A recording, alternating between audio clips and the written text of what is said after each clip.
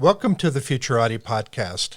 Any member of the Futurati is somebody who believes in the power of the future. We know there's a better world ahead, and we indeed have the power to make it so. In our podcast, we talk to the best minds in the world about the most urgent problems facing mankind today, and we hope you learn as much from them as we do. I'm Thomas Fry, a professional futurist and keynote speaker. And I'm Trent Fowler, a machine learning engineer and author. Thank you for joining us.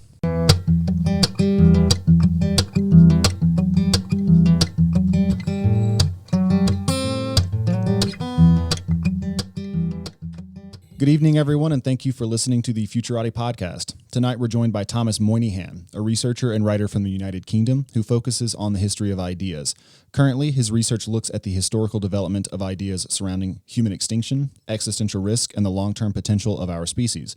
If you enjoy this interview, please don't forget to like the episode and subscribe on YouTube or wherever you get your podcasts. Thomas, thanks so much for being on the show. Thanks for having me. Let's hear a little bit about your background, your interests, and what brought you to working on the problems you're trying to solve. So I call myself a historian of ideas, which might take some people as surprise. A lot of people I speak to haven't actually heard that that's a thing that people do. Right. But nonetheless, it is. So the way I often like to think about it is, in the same way that technologies need to be invented and discovered, so too do ideas, because the way in which we interact with the world, the way we decide on what is the right thing to do, what the best thing to do is only with the right ideas. So the development of ideas across time is very important for practical reasons. And so one of the things that's always really interested me is large-scale shifts in worldview.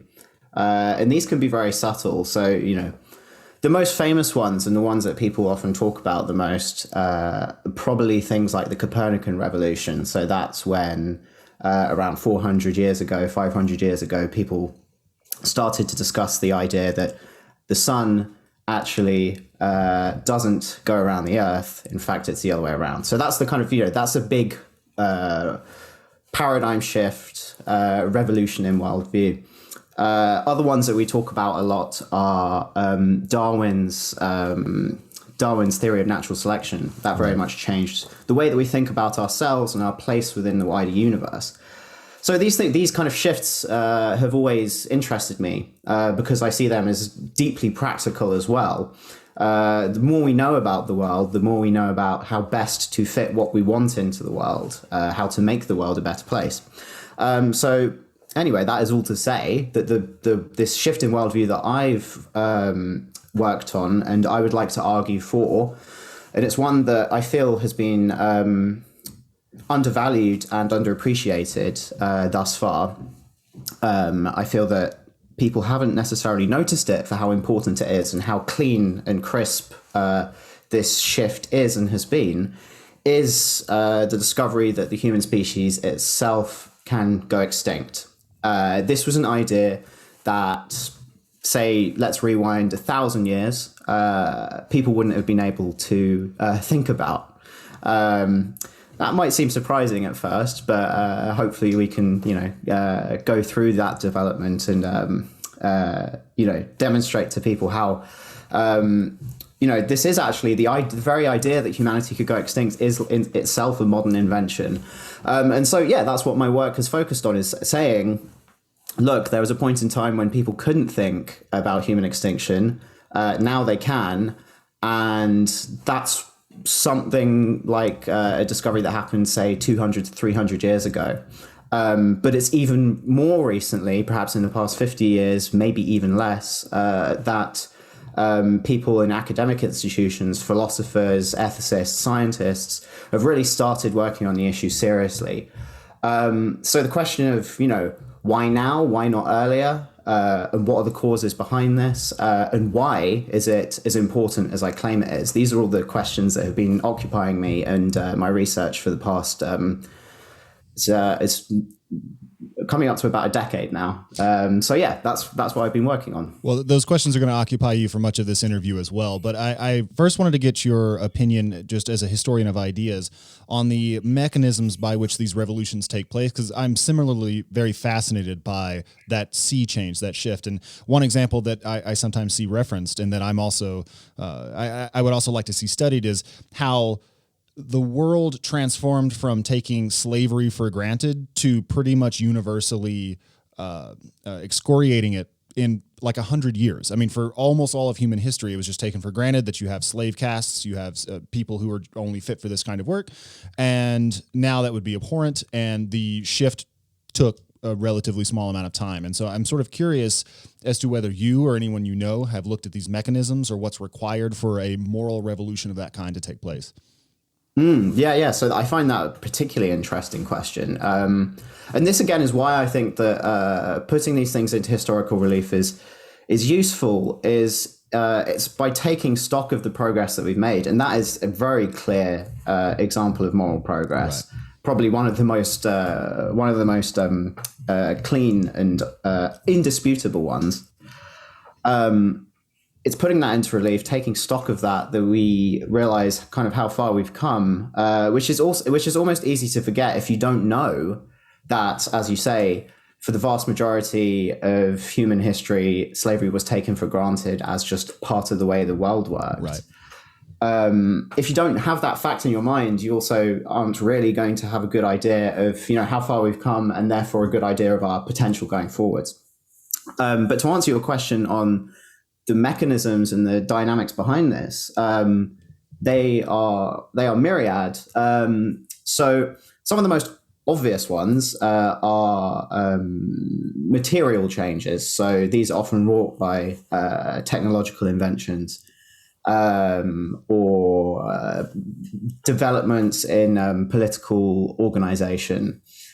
So these quite material developments have in the past often facilitated vast changes.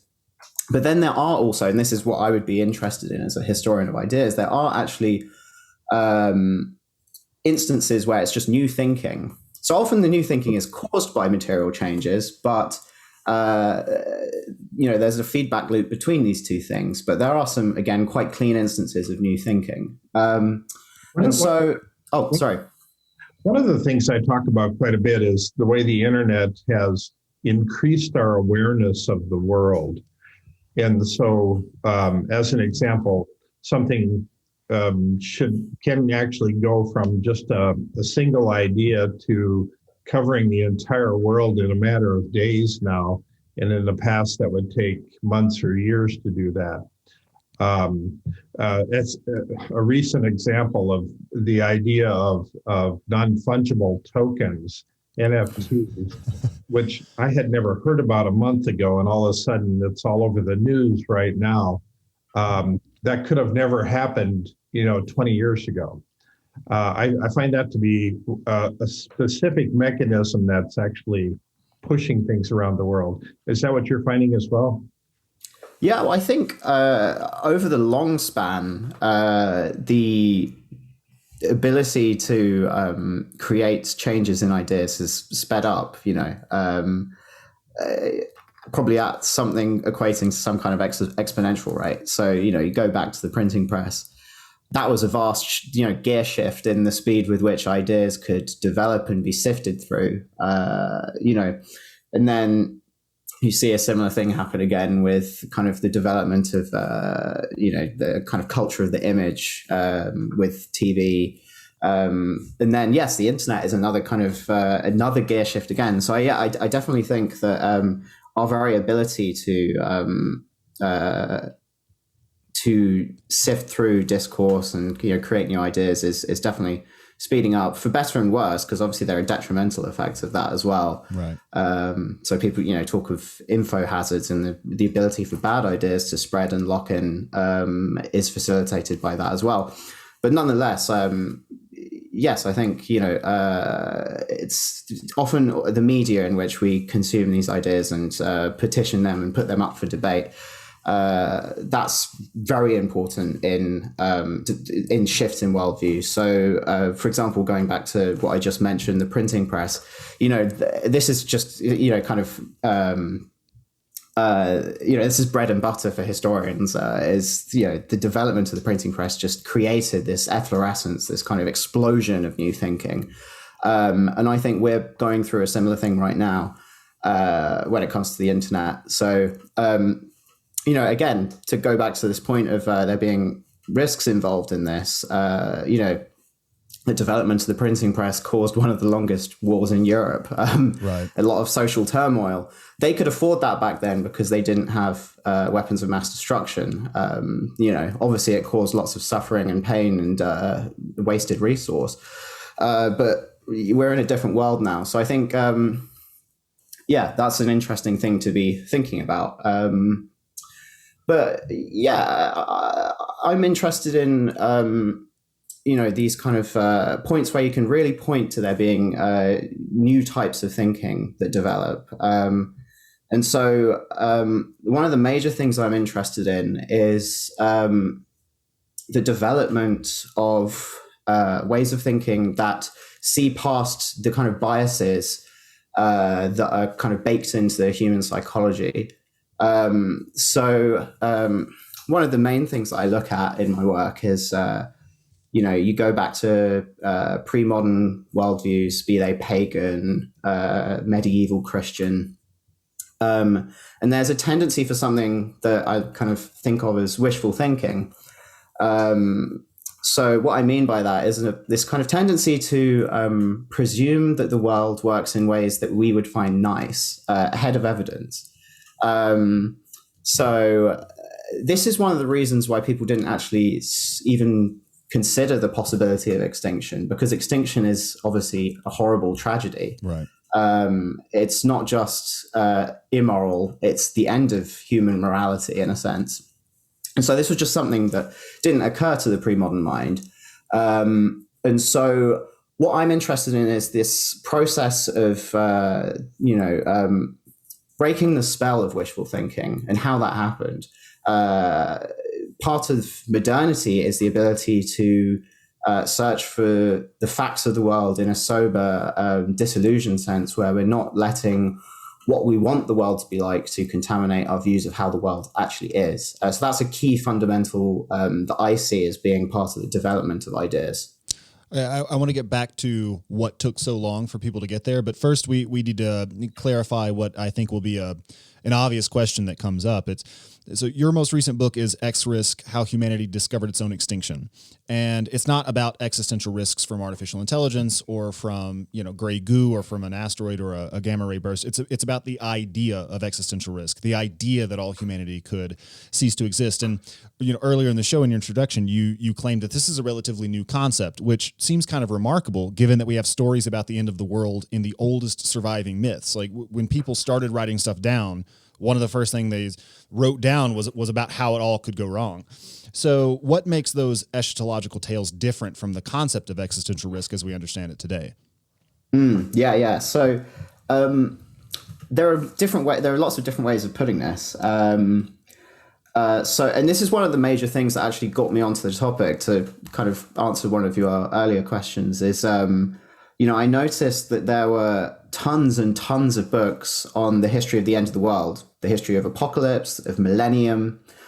And they would often kind of blur together, if they did bring it forward into the present day, they would often blur together, present day fears, be it of, thermonuclear destruction, or more recently, these scenarios you mentioned, like grey goo or artificial general intelligence. They would kind of blur them into this kind of big grab bag of humans thinking about the end of the world, which humans have been doing probably since humans first began to talk and tell stories to each other. Right. Because obviously a story is something with a beginning, a middle, and end. So in a sense, it's so natural for us to tell stories about the end of all things. Again, it's, to kind of go back to a phrase I used earlier, it seems to be something that's baked into human psychology. So I noticed that there are all these books on, the history of thinking about the end of all things forever. And you might get this reference to, of course, thinking about Cold War fears of the end of the world is just the newer version of this. And I thought, this is strange because there's something clearly new going on, talking about human extinction, where every single member of the human species disappears, but the world, the earth, perhaps the biosphere, continues without us. There's no kind of pomp and circumstance. There's no kind of, fanfare for our end. The world continues, unnoticing, right? There's something new in that idea. So I thought, well, why hasn't anyone told this story of when people really started thinking about the end of the human species in this sense? And so when I start to think about this distinction, I think it can be put down to the fact that the apocalyptic tradition in religion or mythology tends to think of the end of all things as inherently having a sense of narrative justice about it. So often, and so let's zoom in on the Christian Judgment Day. Right.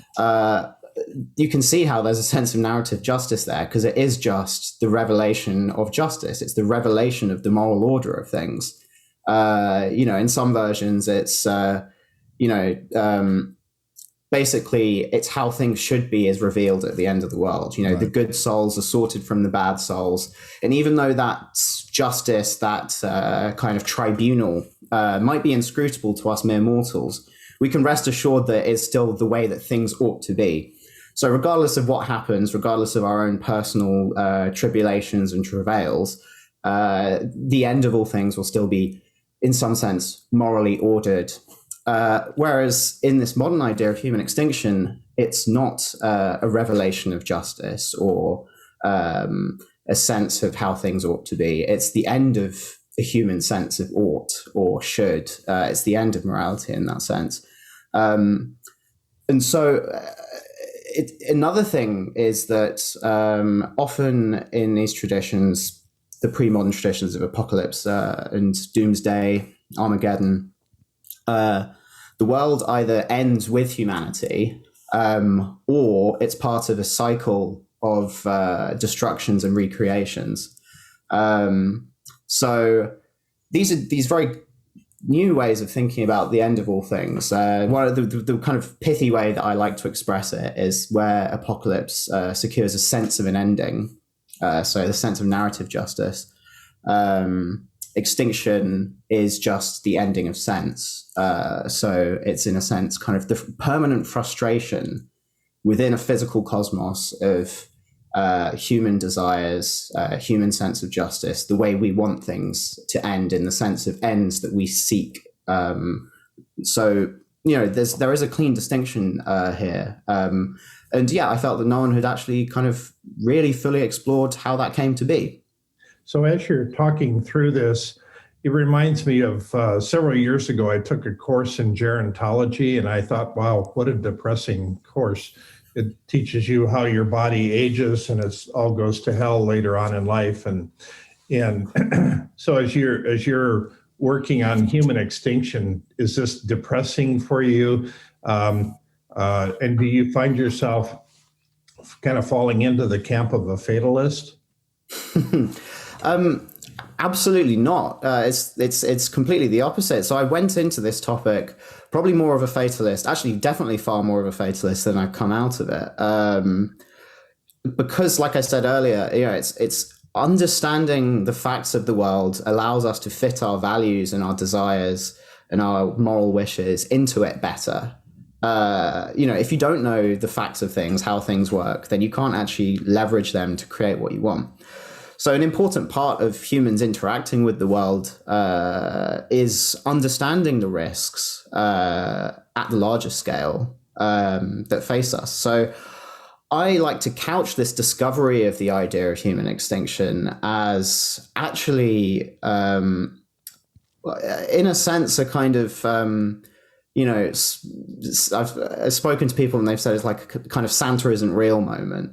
Kind of part of growing up, so to speak. where obviously that's in a sense, realizing that a cherished idea of comfort or safety within the cosmos, realizing that that is actually mistaken, is in a sense alienating and disturbing. And it was for many people, and I think it still is in a sense.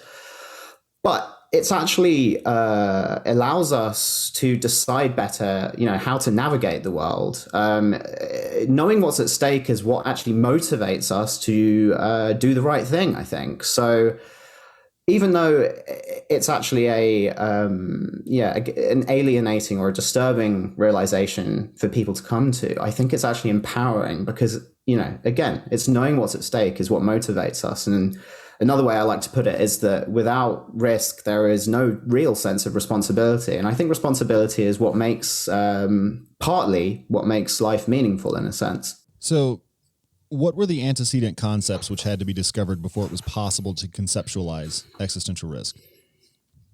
Yeah, so there are lots of them, and there are some empirical discoveries, for example, like the fact that previous species before in prehistory had themselves gone extinct. That's quite a obvious empirical discovery. But then there are other ones that are wider kind of theory shifts, so our theory of the world. So going back to what I was saying earlier, in the kind of pagan mindset and the Christian medieval mindset, there was this kind of tendency for wishful thinking. So often people would presume that the world, independently of us, is kind of just maximally populated with valuable things. So people kind of talk about this as the enchantment of the world, as opposed to its disenchantment in modernity. And so what I mean by this is, and a way that I like to express this is, you think of the Pre-Copernican model of the cosmos. So it's the Ptolemaic Cosmology. And it's this idea of nested spheres with the Earth in the center, and God inhabits the outermost sphere.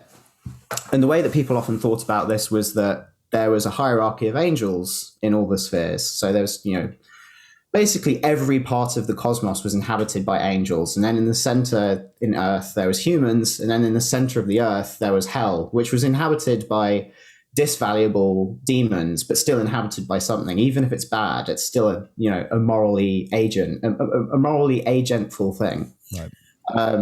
There's no space in that cosmos that isn't inhabited by anything morally meaningful. There's no kind of void of kind of value or disvalue. Right.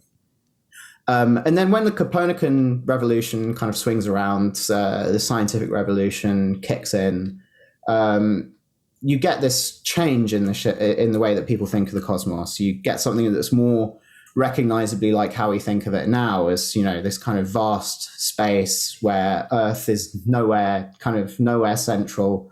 A lot of it is void. And you might think that instantly made people feel a lot more fragile, a lot more open to these kind of large natural risks.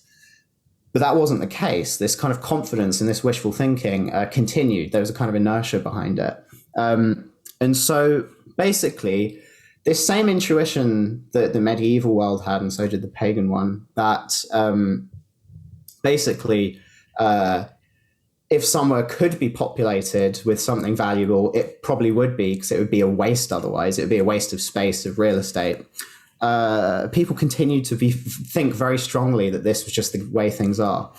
So another way of putting this is it's kind of a default often of the human mind to assume that a place in the cosmos is hospitable or populated ahead of evidence to the contrary. So where I'm leading with all this is for the early modern epoch, so the kind of period around the scientific revolution. So this is kind of 1600s, 1700s, in the early Enlightenment. People presumed that the whole of space was occupied. So all these other planets had other beings on them that were doing valuable things. And basically, a lot of people were quite explicit about the fact that they were essentially humanoid. So people thought that the whole of space was populated with humans or things that were kind of equivalent to us or just as valuable. It took a long time for people to realize that ahead of evidence, we can't be confident about that it might actually be the case that life, and intelligent life more so, is incredibly rare. That was a very long process that took, 500 years after the scientific revolution to really kind of kick in.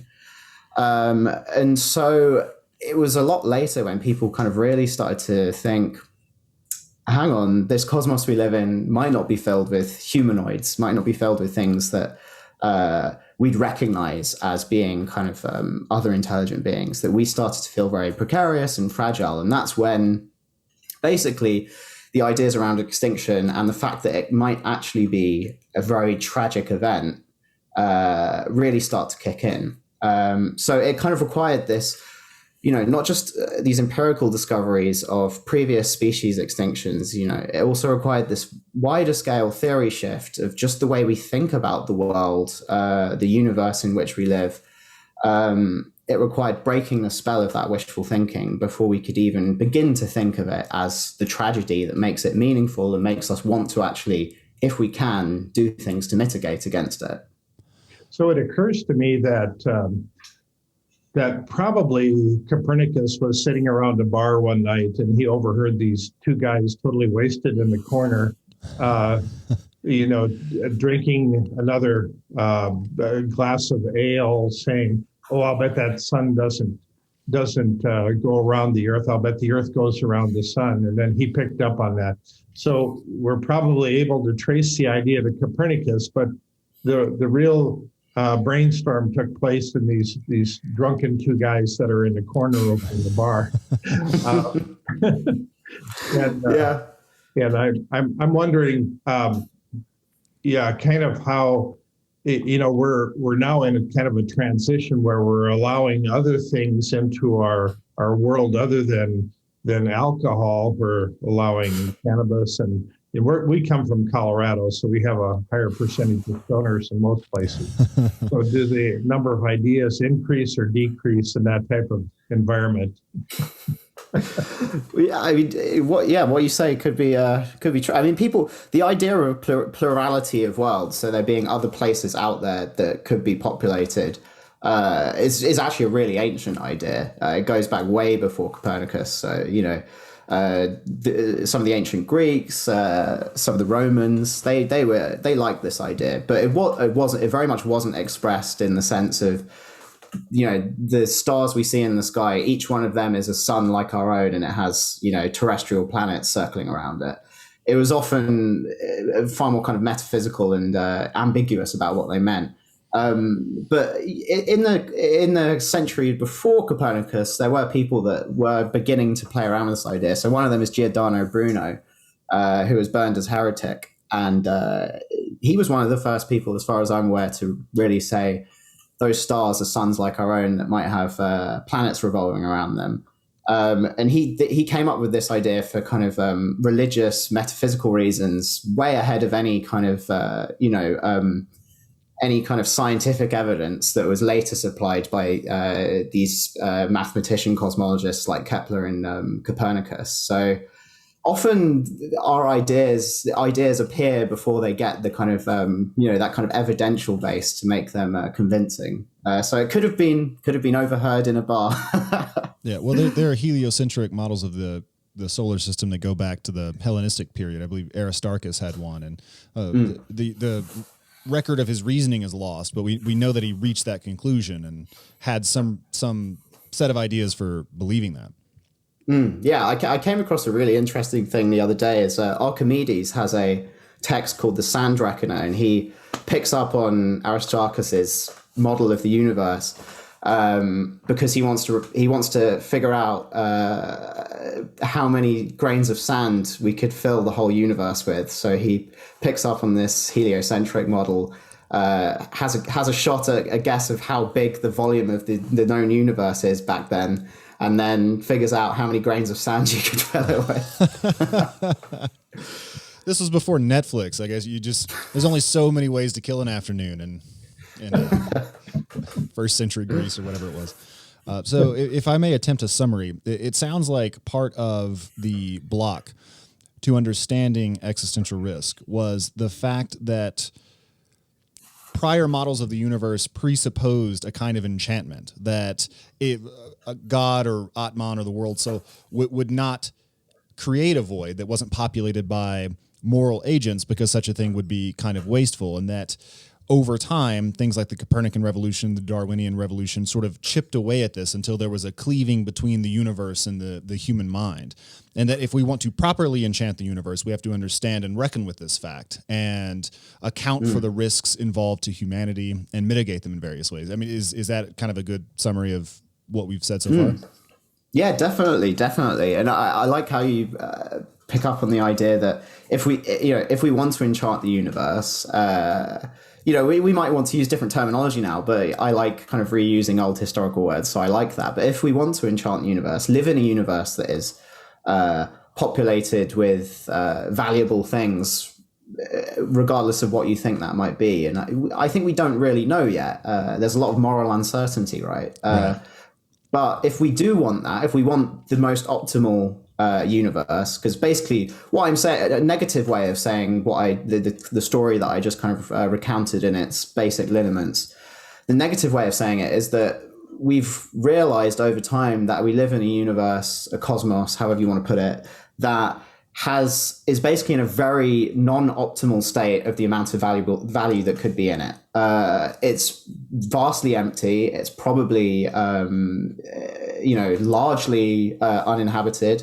It could be the case that the nearest kind of extraterrestrial intelligence to us is so far away as to be basically beyond our effectable reach. The universe is far vaster than we used to think it was, even 200 years ago.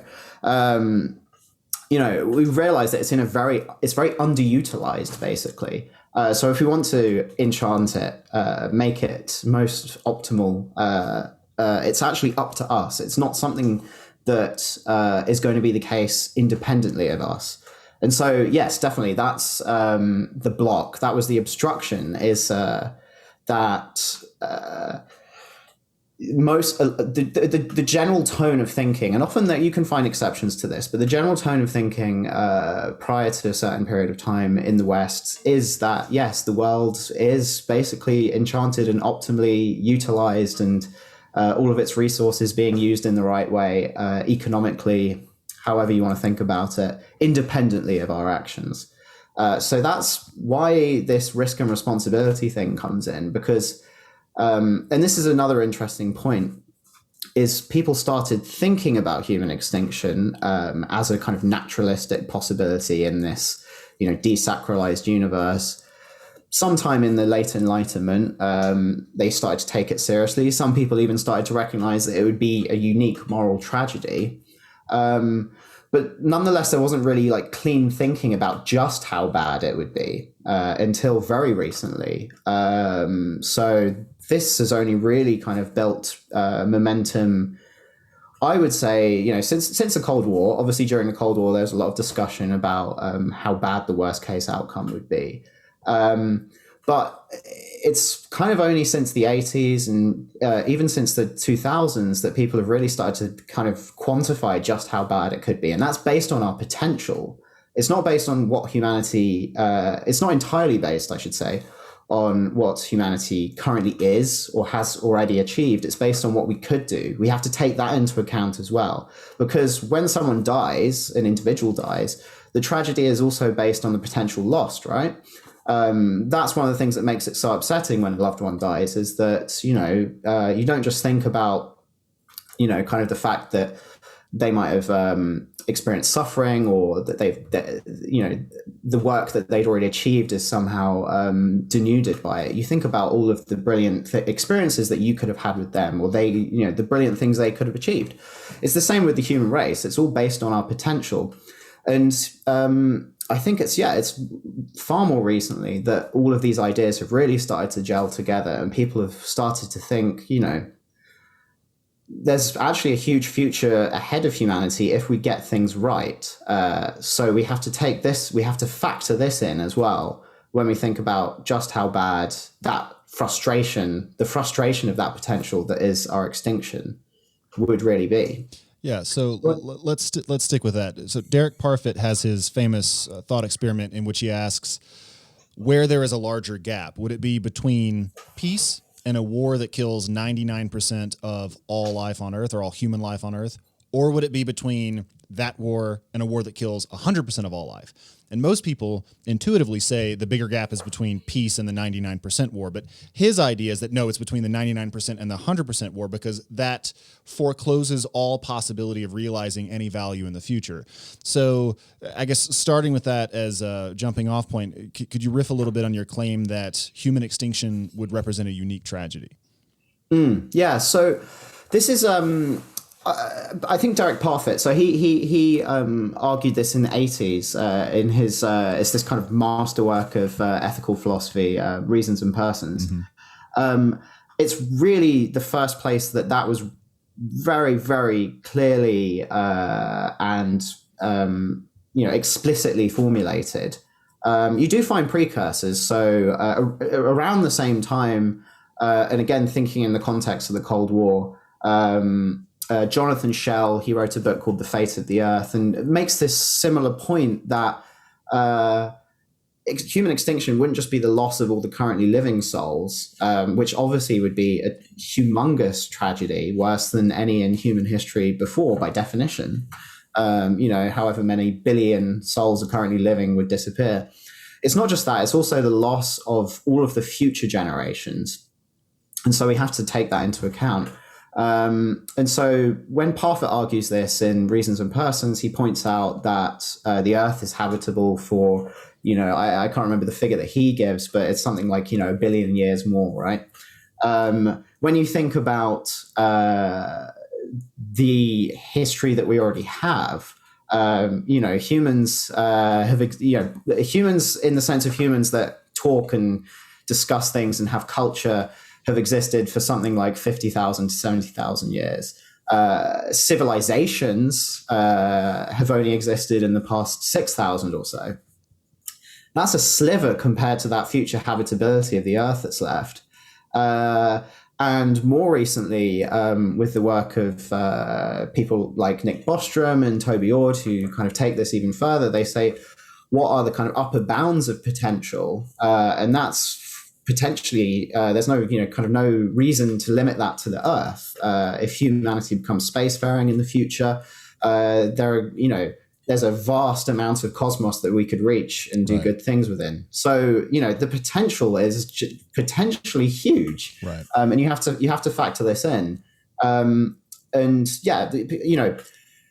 You find diffuse ideas like this, like kind of around 1800 when people first started thinking of extinction as a tragedy. You get people. So I found, say, Immanuel Kant, for example, saying that humanity has this huge potential for perfection, and if we don't fulfill it, this is potentially the worst thing imaginable, is this kind of frustrated potential.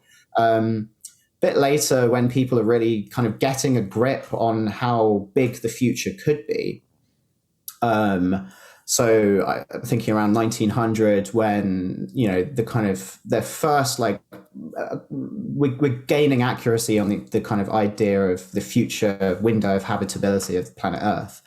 There's a physicist, Sir James Jeans, and he makes this point that his figure was, again, something like 1 billion years left of habitability on Earth.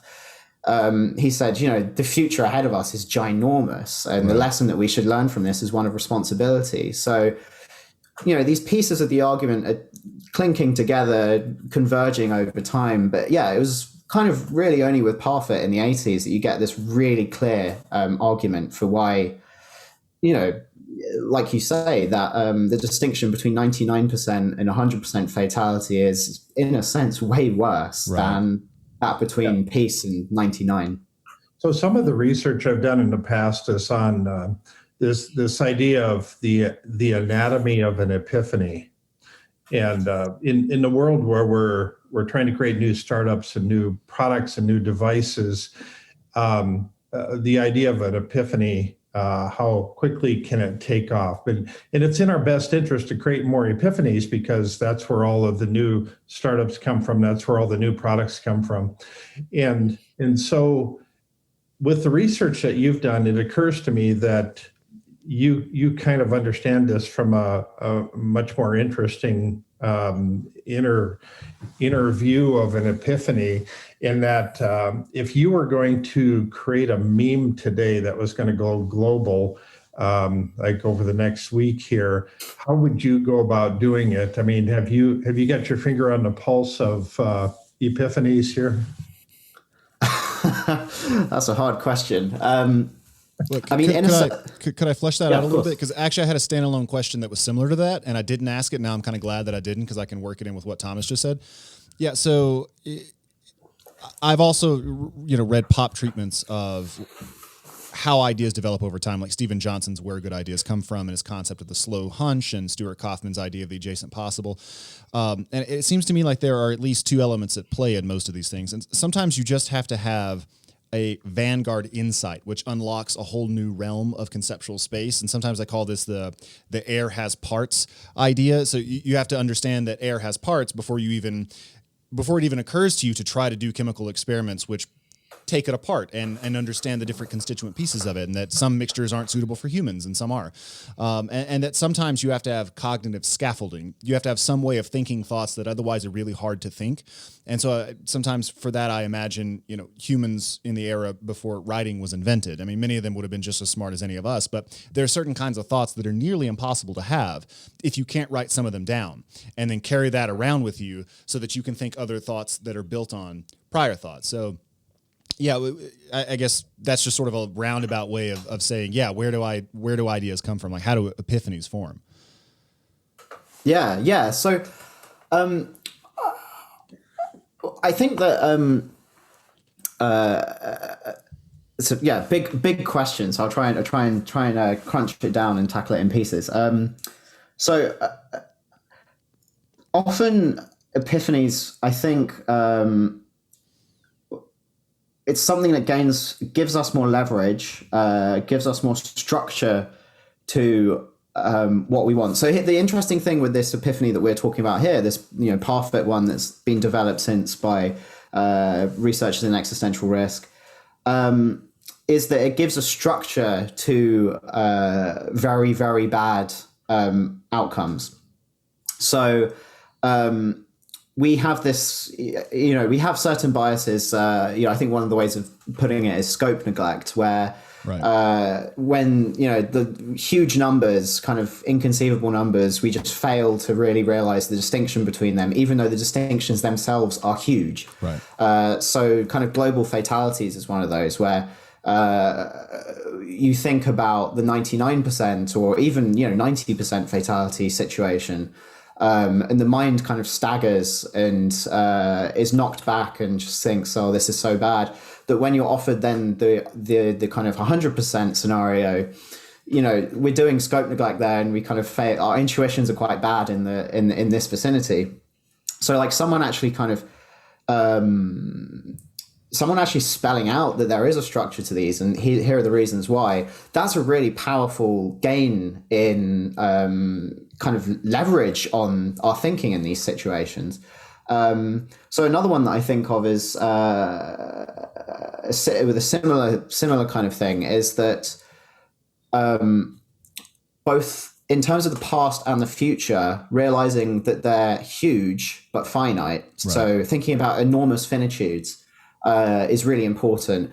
So people say before 1800s would often just people kind of working in what we now think of as the earth sciences would think that the past was so huge that it's as good as eternal or infinite.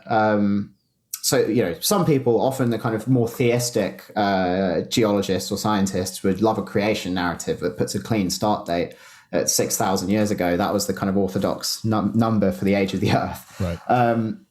But there's an attraction in thinking that, if the past is huge, it's basically as good as eternal. And the same with the future. Now, that's important for certain reasons. One of them being that if the past is truly eternal, then everything that we're doing right now will have already happened in it. Right. And if the future is eternal, it'll happen again, which kind of takes the sting out of the irreversibility of extinction. So, the consensus was built some point in the 1800s around the fact that the Earth's past is finite. There is this end stop on the past history of the Earth. With the kind of consolidation of Big Bang cosmology in the 1900s, the mid 1900s, you get an end stop on the past time of the universe itself. Similar things with the future of the universe. People are kind of, there's a consensus around the idea that, it can't go on forever in the sense that it does now. So those things, again, even though they seem so abstract, so kind of beyond our everyday lives, they really affect our kind of moral decisions in a sense. Because if the universe was eternal and infinite, then we couldn't actually do anything to make it better, because the opposite of that action would take place somewhere else or some other time inevitably. So everything would be cancelled out from the perspective of the whole. It's kind of a paralyzing idea, right? This to kind of come back to Thomas's question, I think that the really powerful ideas are the ones that kind of give this wide-scale structure to our decision-making within the world.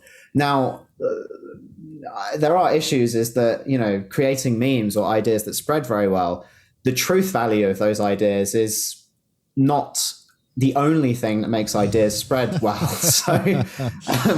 You don't say. Often, exactly. Well, yeah, I mean, it's, there's other things like kind of appeal to aesthetic sensibilities, or just kind of, there's a fitness landscape of the human mind. Our psychology, our kind of natural folk psychology, there's a fitness landscape, and memes kind of inhabit that. And truth is only one of the factors that makes an idea attractive. And historically speaking, in a sense, truth in the very kind of abstract, delocalized, theoretical idea of scientific truth is a very new idea, based on institutions that emerged in Europe around 500 years ago or so. So I think we need a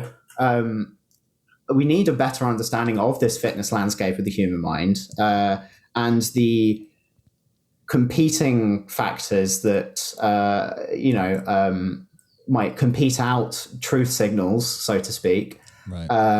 And what might make them more more attractive than truth signals. And that requires a more of a sensitive, and this is why, again, I mean, obviously I would say this, but this is why history and the history of ideas more so is so important, is we all take for granted the facts of the scientific institution, the cultural norm of truth and truth seeking. But it is actually historically novel, and therefore historically contingent, and therefore potentially fragile. So I think, these are all things to consider. So I haven't answered your question of how to create the killer meme, but these are some diffuse thoughts I have about the topic. That was just a long way of asking for a bigger budget.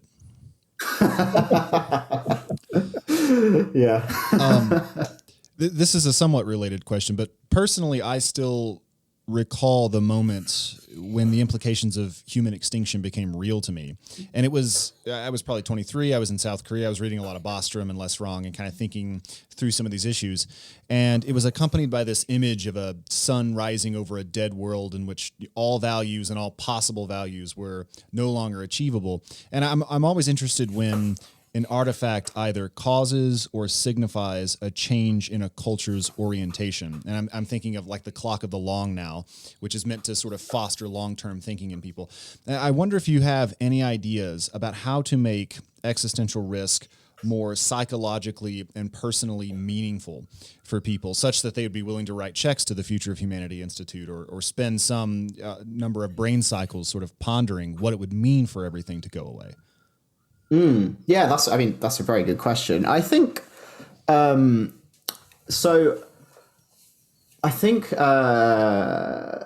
there's a value in, so if we think back to the great popularizers of science, Carl Sagan, Stephen Jay Gould, earlier than that, there's an anthropologist, Lauren Isley, that I'm very fond of. They were brilliant scientists, but also capable of brilliant turns of phrase. And I think that that's actually very important, is the ability to kind of impactfully visualize these ideas and make them, abundantly clear. And so actually, talk of kind of brilliant pieces of science writing, Darwin himself, he had a brilliant rhetorical ability. And often in my sense of studying the history of science is, perhaps to a disturbing degree, it's the people that can argue best and have the best metaphors that sometimes beat out their opponents. Not permanently, but, creates longer lock-in of bad theories if they're couched in a very nice way. And I think that because this thinking around existential risk, as I pointed out, is, thinking around existential risk as opposed to just thinking about human extinction, it might be quite bad, but maybe, we can't really quantify it or measure it. Thinking about existential risk, where it's like, we can actually, in a sense, quantify it, and we can think about ways to mitigate it, prevent it, lessen the likelihood. Thinking about that is very novel. So in this kind of this kind of space of opportunity, and I think we're only just beginning to see. For example, Toby Ord mentioned before, he's just recently released this book, The Precipice. And it's in a sense one of the first books that expresses all of this like brilliant new novel thinking that's been building, since Nick Bostrom first kind of introduced the term existential risk. It's expressing that to kind of groups beyond the people that are naturally inclined or, kind of just culture fit, interested in it already. It's this, brilliant act of science communication. I think we're at the beginning of, these ideas being expressed to a wider public. And I think that there's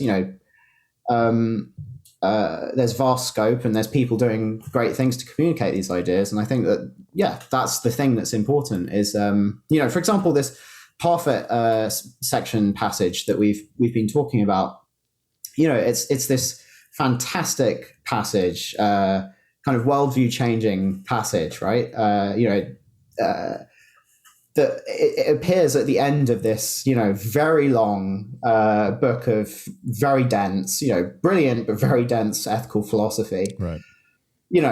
We need, that idea, it's so self-encapsulated that you can, and we've kind of spoken about it here, kind of extracted from the rest of his philosophy, but these ideas need communication and dissemination. And that's one thing that, I'm quite passionate about contributing to as well. Yeah. That's really interesting. I feel like science popularizers often get short shrift, but if they're really good at it, like a Carl Sagan level, which is, one in a million, but if you're that good at it, in many ways it can kind of eclipse what your contributions to science would have been. So I think Carl Sagan, the science communicator, probably did more good for the world than Carl Sagan, the planetologist or the atmospheric scientist. And for people who are working specifically in existential risk, you've got to thread this very thin needle, because on the one hand, you want people to grapple seriously with the idea of human extinction, but you don't want to make the scope so vast that they kind of shut down. You mentioned earlier that there's scope neglect, where a person might care about 1,000 birds, but if it's 1 billion birds, it's just too big a number, and you don't feel that ethical weight. So that's a very Herculean task, and I look forward to seeing what comes out of that. Well, again, I think it's cultivating a sense of enormous finitudes. Right. I think that's one of the core insights of existential risk research. It's one of the core things that it's offered in the past. Nick Bostrom's paper first using the word existential risk, introducing it, is like 2002, 2003, something like that. So you could date the thinking on this to the past two decades. But yeah, I think one of the, and it rests on lots of historical precursors and previous thinking, of course, as everything does. But yeah, one of the major things is enormous finitude. So cultivating thinking about that, I think, is an area, you know, of opportunity that people could, you know, go and do brilliant things in the same way that, take Carl Sagan, for example, he cultivated, you know, amongst many other things, ways of thinking about extraterrestrial life in a sensible kind of scientific, but nonetheless engaging and exciting way. Right. You know, I think, yeah, this is one of the things that, you know, there's scope for like discursive intervention. Yeah. In the past, I've done some work with a lot of libraries, and I spent a lot of time about this idea of the anatomy of an idea itself. And after a talk I gave at the Library of Congress in Washington, D.C., it occurred to me that, wow, wouldn't it be cool if we could have just kind of this place where we could store all the ideas, this compendium of ideas, and somehow the best ideas would rise to the top, and then we could just work with those. And so I don't know if you've done any work on what the component parts of a self-sufficient idea that kind of self-motivated and self-driven that takes on a life of its own. Yeah. That's a really interesting question. I think I would say my sense is that no idea is self-sufficient. All ideas are gated and dependent and hang upon all other ideas. So, and this again is one of the things I want to stress about the fragility of ideas and the fragility of the institutions that undergird them is they all depend on each other. So in the same way that an animal is, in the way that all its parts are dependent on each other, is in a sense more fragile for that fact, I think culture, institutions, norms, and knowledge itself is very fragile. So, you know, I know that there are kind of works of knowledge arcs and things like that. I know that there's, you know, kind of exciting work being done there and has been for a while, I presume. But, you know, that is one thing I'm very interested in. Another thing is, say if there was a, you know, kind of collapse of civilization, you know, so not an extinction event, but a kind of very large collapse, you know, would we regain ground in any sense as quick as we did last time? I don't think we can be sure about that. Right. Also, would we recover the same ground? I mean, you know, I think that these questions are open and very interesting ones personally. Because I mean, there's this question, and this is one of the things I part of my research of, you know, the history behind thinking through existential risk is in the same way that these kind of, you know, early modern scientists and natural philosophers would actually quite explicitly often say that the destruction of Earth wouldn't really matter because humans exist everywhere else in the cosmos, you know, and I found, you know, a whole bunch of people from this era saying this. Wow. In the same way that was an obstruction to really thinking about the stakes involved in extinction in the early modern period.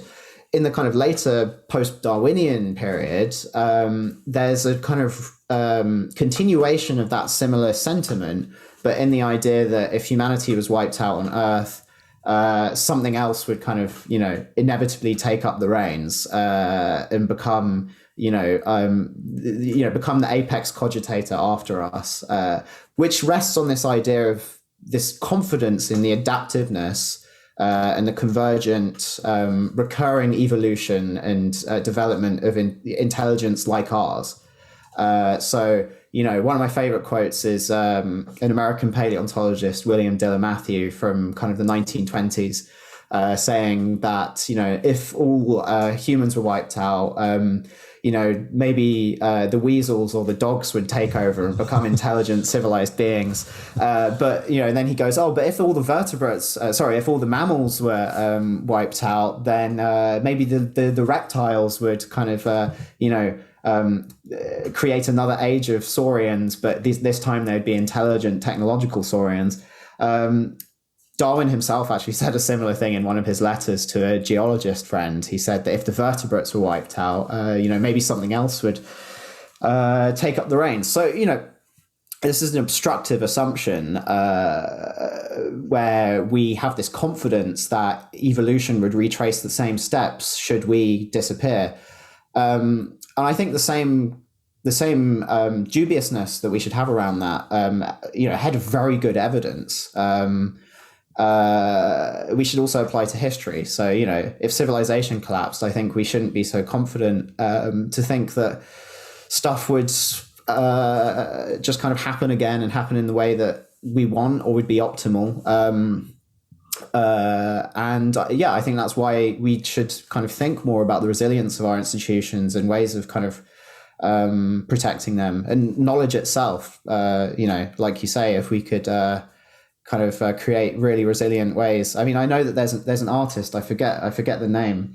There's an artist who kind of encoded the whole of Wikipedia into the junk portions of the DNA of an apple. There is an apple of knowledge out there. But I think there are interesting ways of thinking about this. Yeah. All right. So one final question here to wrap this up. Your day job revolves around studying the possibility of human extinction and the collapse of all values, real and potential. What gives you hope? What gives me hope is the fact that for millennia of civilized history, we couldn't even think those ideas, and now, based on millennia of careful hard work and contribution to intellectual culture, scientific discoveries, the way we think about the world, the way we think about how we should interact with the world, the work of moral philosophers, ethicists, based on that vast backdrop of human contribution and achievement, we can now think about those things. And so that gives me hope. And that's part of why I think that telling this story is useful, is circling back to what I said at the beginning, is taking stock of how far we've come in just being able to think about these things is an important part, because if we're just worrying about the risks that are hurtling down the track towards us, and there are risks hurtling down the track towards us, we're not seeing the whole picture, because we also need to, like I say, take stock and realize how far we've come. And I think that gives us a small sense of what potential we have. There's only one species. I'm pretty confident, very confident, that there's only one species on planet Earth that's ever thought about its extinction and thought that it's bad and thought that there are potentially ways of preventing it. And also more so has thought that the extinction of other animals is bad and should be prevented. Right. Obviously there's a massive, massive culpability and responsibility that we hold for, in a sense, in shifting to being a high energy civilization, kind of starting another potentially mass extinction. But we are also the only species that's also ever been able to take responsibility for that fact, or think that it should. So, other organisms have caused extinctions before, but they didn't even care or notice. So we have. So I think, with responsibility comes a certain amount of risk and the ability to actually damage the world as much as make it better. But these two things always come together. So I think, we have to have a synoptic view of what we've achieved, what the risks are facing us and coming towards us, in order to have some more full sense of how we might overcome them and how we hopefully will flourish in the future. Fantastic. Well, thanks so much for coming on the podcast and sharing your perspective. We really appreciate it. Yeah, thank you so much for having me. It's been great fun.